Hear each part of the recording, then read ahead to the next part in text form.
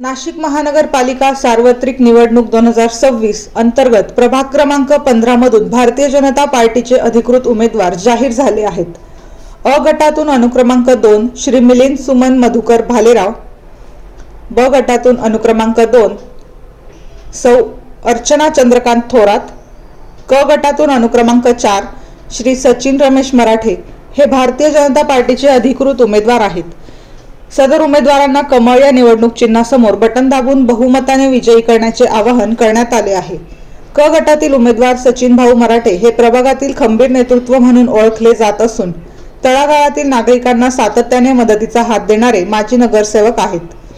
प्रभाग क्रमांक 15 मधील प्रचार कार्यालय व जनरल वैद्यनगर येथील गणपती मंदिरात आरती व नारळ फोडून प्रचार फेरी काढण्यात आली.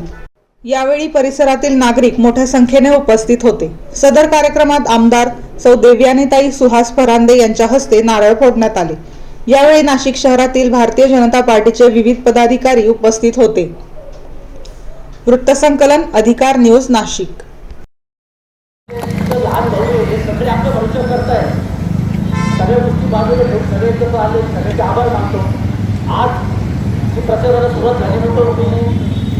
आपल्यामध्ये एक नांदी सगळे एकत्र आहे. नांदी पण दाखल जायचं नाही. हा जो जोर आहे ही रंग दिवसेंदिवस आपल्याला वाढत नाही. क्षण आपल्याला वाया न घालवता फक्त विजय न होता आपल्याला मदतीचं कसं घेता येईल आणि आपली सगळ्यांची मान कशी वरती जाईल ही आपण सगळ्यांनी काळजी घेतली. या 3 उमेदवारांना विजय करण्यासाठी येथेच लोक परिश्रम घेतात त्यांची मी मनापासून आभार मानतो. इथं जमलेल्या माता भगिनी त्यांचे कामं सुरू पहिला मला लोक फोन आला 4 वाजता सगळे जेवढं थांबले होते खरंच एवढं कौतुक करायला एवढं कमी. तुमच्या सगळ्या माता भगिनी कार्यकर्ते ज्येष्ठ नागरिक यांचे उपकार 3 उमेदवार मी पक्ष कधी विसरणार नाही. आभार मानून एवढे थोडे कुटुंबी साथ शेवटपर्यंत अशी पाहिल्या विनंती करतो. बोलण्यासारखं खूप काही आहे त्याला आपलं स्वभाव होणार आहे त्याला आपण बाकीचं संस्थ करून अशीच काही सगळ्यांनी काय राहूया अशी विनंती करतो. प्रभाग क्रमांक 15 मध्ये भारतीय जनता पार्टीने उपमहापौर पद दिलं होतं, परंतु आमचा उपमहापौर कधी कोणाला भेटला नाही. आमचे उपमहापौर कधी कामाला आले नाही. त्या प्रभागामध्ये एकही काम केलं नाही. एक काम दाखवा आणि माझ्याकडनं 1 लाख रुपये.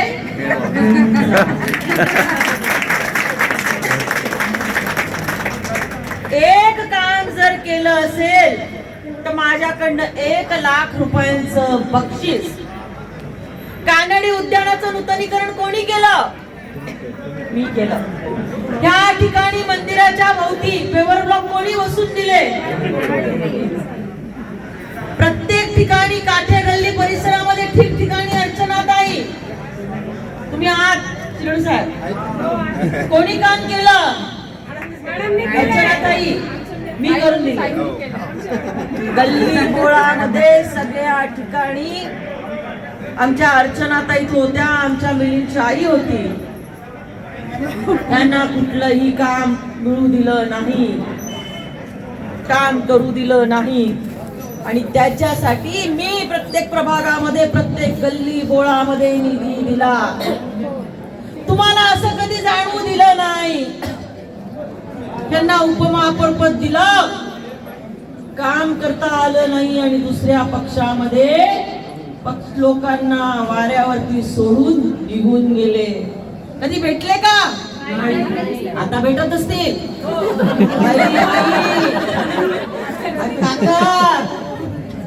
आपलं कसं नातं आणि मलाच तुम्ही ओवाळा, मलाच तुम्ही बत द्या करतात का? तुमच्या माहितीसाठी सांगते, त्या ठिकाणी आमच्या हिंदूंच्या वस्तीमध्ये असलेल्या दर्ग्याचं काम कोणाच्या आशीर्वादाने झाला? माझ्या आशीर्वादाने पडलं.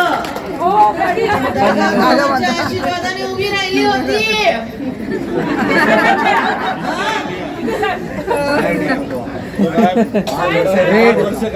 मिस्टर इंडिया मिस्टर इंडिया नाव ठेवलं तुम्ही त्यांचं.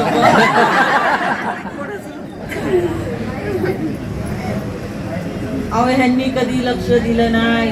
कुठं गेले आमचे? किती चक्रा मारल्या शिरोळे साहेब? 20 वर्ष ताई, 20 वर्ष लढा दिला. तुमच्या माहितीसाठी सांगते, मी धारिष्ट ठेवलं सांगायचं त्यांना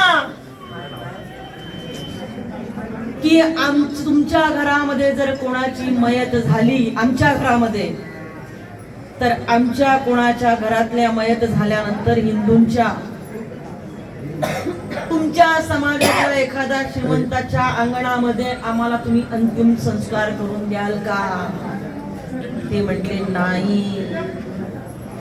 मग म्हटलं तिथं हिंदूंच्या वस्ती आहेत, तिथं तुम्ही तुमची प्रेत कसं काय आणून ठेवणार?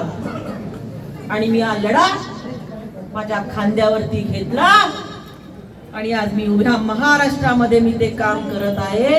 आणि तेच ठिकाण म्हणजे आपलं भावानगर आणि नाशे. माझ्या मागे पुढे पोलीस, पण लक्षात ठेवा, या प्रभागामध्ये जर 3 नगरसेवक निवडून नाही आले तर मी इथं पाऊल ठेवणार नाही. हिंदूंनो,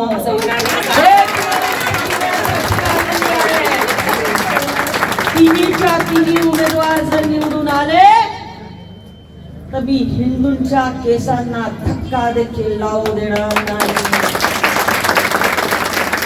मी तुमच्या सर्वांच्या पाठीशी उभी राहील, हे तुम्हाला मी गणपतीच्या समोर उभं राहून वचन देते. आणि कोणी घाबरू नका, कोणी दमदाट्या करेल. झाले, तिन्ही उमेदवार तिकडचे झालेले आहेत, पण आमचा हा संदीप भाऊ लेंकर अतिशय धडाडीचा सामाजिक कार्यकर्ता आहे, त्याला कणव आहे. आणि हे 3 नगरसेवक आणि त्याच्यावरती संदीप भाऊ चौथा भावानगरचा भाग सांभाळेल. माझं ऑफिस भाभानगर मध्ये चालवण्याचं काम संदीप भाऊ करतील.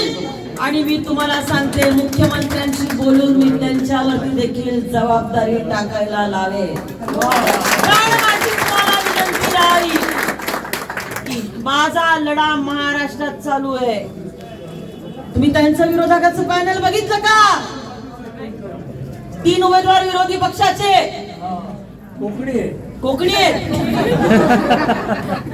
मला कुठं अडवलं होतं माहिती तुम्हाला? विधान लोकसभेच्या निवडणुकीत कुठं? कुठं? कोकणीपुरा. मग आता तुम्हाला इथं कोकणीपुरा करायचा का? त्यांना कुठल्या पक्षाने तिकीट दिलंय? मग उबाठाला इथं देणार का? कमळच फुलणार, कमळच फुलणार. तिन्हीच्या तिन्ही फुलणार का? नक्की. 3 कमळ फुलवा. पहिली मिरवणूक काढण्यासाठी मी तुमच्या प्रभाग 15 मध्ये येईल.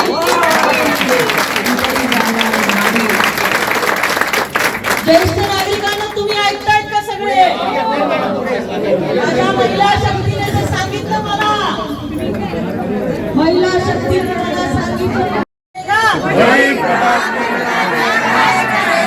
हिंदू हित की बात करेगा,